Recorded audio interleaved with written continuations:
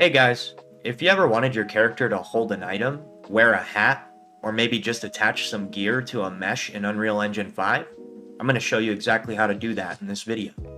And this video was actually requested by a viewer called The Horda. I hope I said that right, so shout out to you. So let's talk about what a socket is. In Unreal Engine, a socket is basically a point on a bone that you can attach items to. To see what sockets you have, you need to open up your skeleton.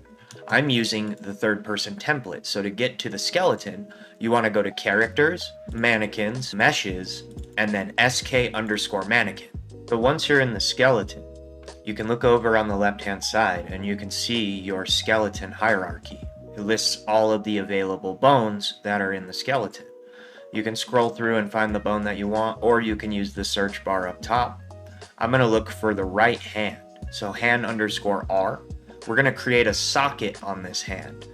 We're going to right click on the bone, we're going to click add socket, and it's going to add hand_R socket. I'm going to rename that by hitting F2, and I'm going to just name it weapon_R. And I'm going to go ahead and save that. The nice thing about using sockets is that you can orient the socket how you need it.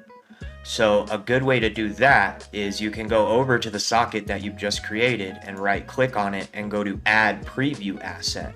Now I can search for my sword asset and I can go ahead and add that.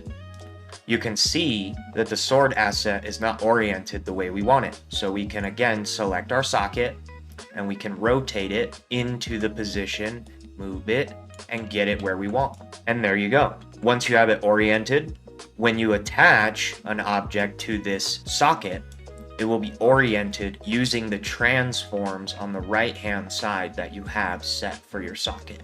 So now what we can do is we can go ahead and create a quick item actor that we can attach to our folder.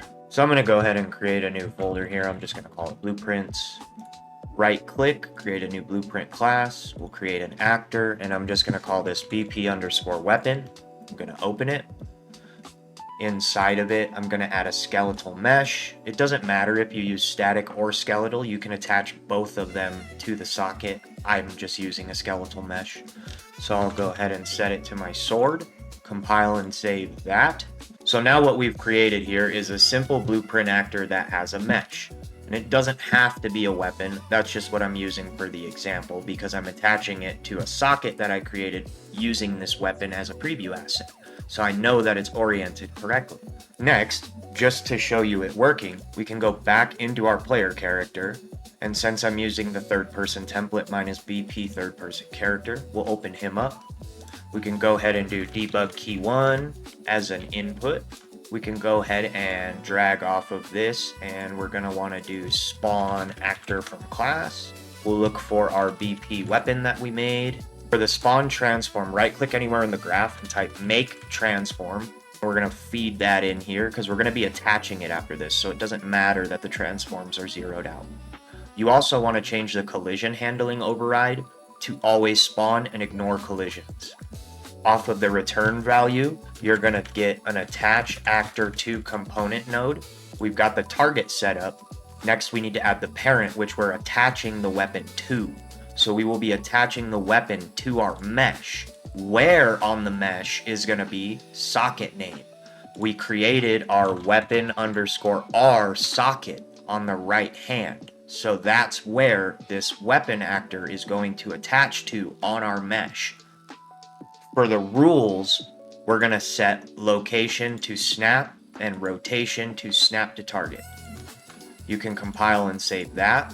Now let's go check it out in the level. So now that we're spawned into the level, if we go ahead and press 1 on our keyboard, you see that we have now spawned our BP weapon and it is attached exactly how we orient it inside of the skeleton. And it follows our animations and does everything that we need it to do. Great. Now let's do another example of attaching something like a hat. This is going to follow the same process. We're going to go back into our skeleton. And if you want to remove the preview asset, all you have to do is right click on your socket and remove all attached assets. And that'll get rid of whatever you're using to preview. Let's go ahead and use a search bar this time and we'll find the head bone. Select the head bone, right click, add a socket. We'll just simply call this socket hat. Save it. Now, let's go ahead and do the same thing that we did with our weapon actor. We'll right click, create a blueprint class, call that actor, we'll call this BP hat. Open it up. Let's go ahead and add a cone. Maybe scale it down a little bit, just so it's not all crazy. If I can get this to work right. There we go. Now we have a cone, right? So now we'll do the same thing that we did prior. We can actually just reuse this, or we can create a separate one, which we'll just create a separate one. We'll do debug key 2.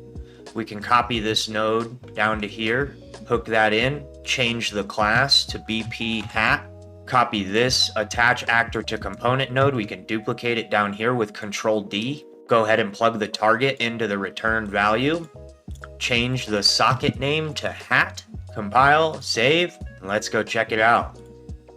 So now when we press 1, we spawn a sword.